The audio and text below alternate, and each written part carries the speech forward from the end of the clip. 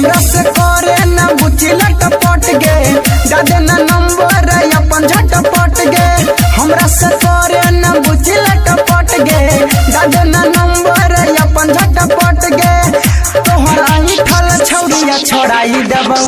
गई छोड़ाई देबौ गई छोड़ाई देबौ चिए सानी जी के बेटा हम पटाई लबौ चिए मंडल जी के बेटा हम पटाई लबौ छोड़बौ ना हमरा से करे ना बुची लटपट गे दादे ना नंबर अपन झटपट गे हमरा से करे ना बुची लटपट गे दादे ना नंबर अपन झटपट गे तोहर आईनी ठोल छौरिया छोड़ाई देबौ गई छोड़ाई देबौ गई छोड़ाई देबौ मान जो ना चिए यादव जी के बेटा हम पटाई लेबौ चिए मेहता जी के बेटा हम पटाई लेबौ छोड़बौ ना मिक्स बाय दर्पण रिकॉर्डिंग स्टूडियो गोगरी जमालपुर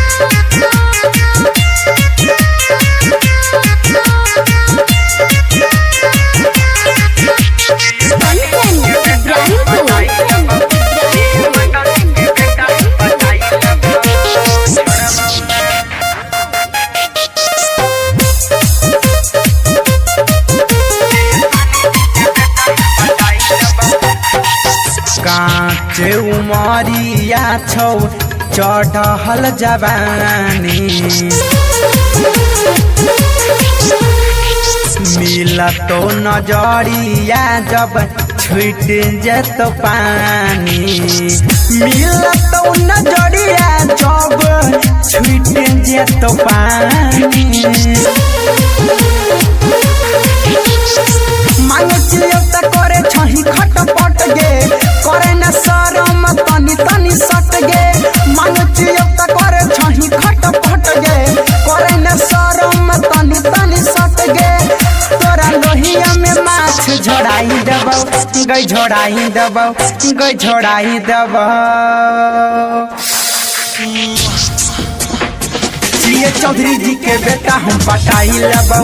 चिए पोदार जी के बेटा हम पटाई लेबौ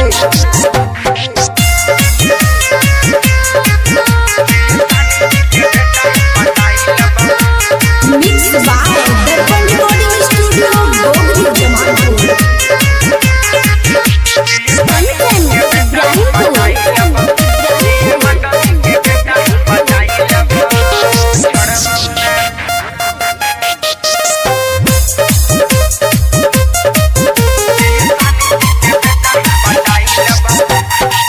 कथिला करे छही तू ये तना गुमान गे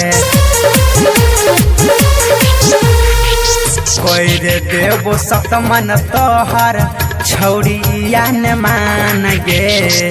कोई रे देवो सतमन तोहर छौरिया न मान गे छौड़ा नीरजवा से एको बेरी पट गे भैया कृष्णा में जो न तू सट गे छौड़ा नीरजवा से एको बेरी पट गे भैया कृष्णा में जो न तनी सट गे तोहर परती जमीन कोराई देबौ गई कोराई देबौ गई कोराई देबौ चिए ठाकुर जी के बेटा हम पटाई लेबौ चिए पासवान जी के बेटा हम पटाई लेबौ छोड़बौ ना कोई कृष्णा